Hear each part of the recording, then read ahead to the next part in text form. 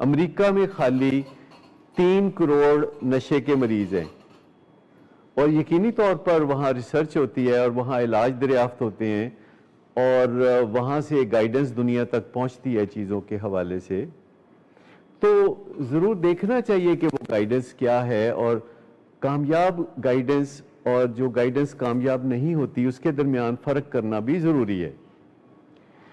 लेकिन एक बात आप सोचिए कि हमारे पास जो टेक्निक्स हैं, हमारे पास से मुराद है यानी डॉक्टर्स दुनिया भर में जो टेक्निक्स डेवलप करते हैं, वो एक बात ये कहते हैं कि नशे की बीमारी से निकलने के लिए जिन वसाइल की ज़रूरत है वो वसाइल हर मरीज़ के अंदर पहले से ही मौजूद होते हैं। ये NLP का कहना है कि जो वसाइल नशे की बीमारी से निकलने और खुशहाल होने के लिए चाहिए वो वसाइल ऑलरेडी मौजूद होते हैं। ये NLP का कहना है और रिसर्च बेस्ड बात है।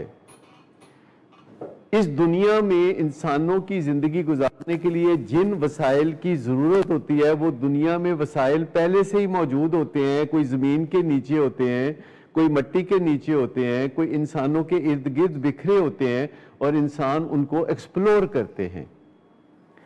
और हम इंसानों की अपनी मोटिवेशन या अपनी मर्जी के हवाले से हमारे अंदर वो पहले से वसाइल मौजूद होते हैं कि हम अपने दिमाग को क्या काम सौंपेंगे तो दिमाग क्या काम करेगा।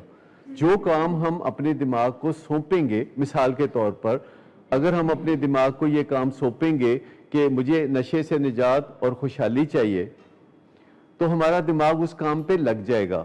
लेकिन अगर हम अपने दिमाग को ये बार बार कहेंगे कि तुम नशा नहीं छोड़ सकते और ये लिखी पढ़ी बात है, भाईजान ये लिखी पढ़ी बात है, थोड़ी तवज्जो चाहिए आपकी।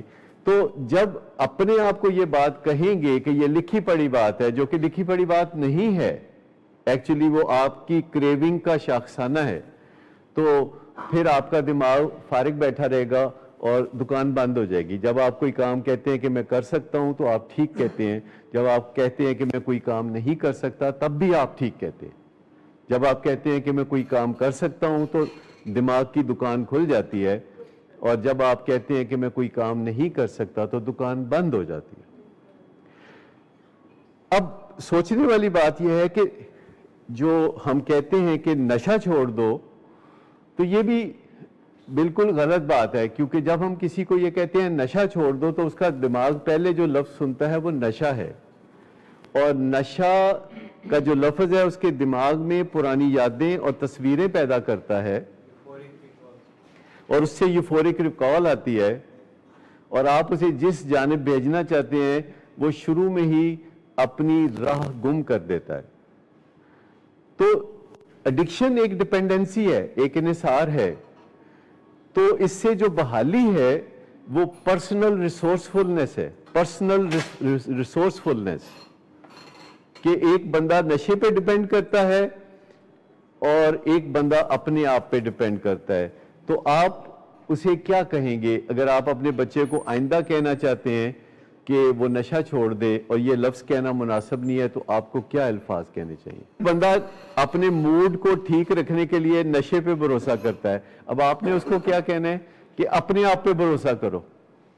अपने आप पे भरोसा करना सीखो कि जब तुम नशे पे भरोसा करते हो और मुसीबतों में पड़ते हो तो अब तुम अपने आप पे भरोसा करके देखो क्या तुम्हारा मूड तुम्हारे अपने अंदर के रिसोर्सेज से ठीक हो सकता है कि नहीं।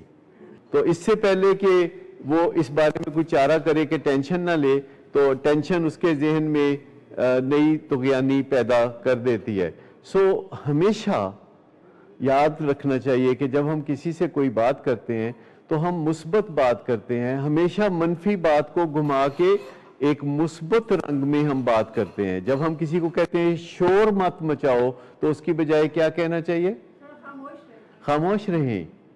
जब हम किसी को कहना चाहते हैं कोई भी काम तो उसमें जो नहीं का लफ्ज़ है ना या ना का लफ्ज़ है ये ना कहें, क्योंकि हमारा दिमाग ज़बान को तस्वीरों की मदद से समझता है। क्योंकि इंसान ने बोलना सीखा इस तरह है, उसका बंदोबस्त उसके दिमाग में ऐसा है कि जो भी लफ्ज़ होगा हमारा दिमाग उसकी एक तस्वीर बना के उसको महफूज कर लेता है।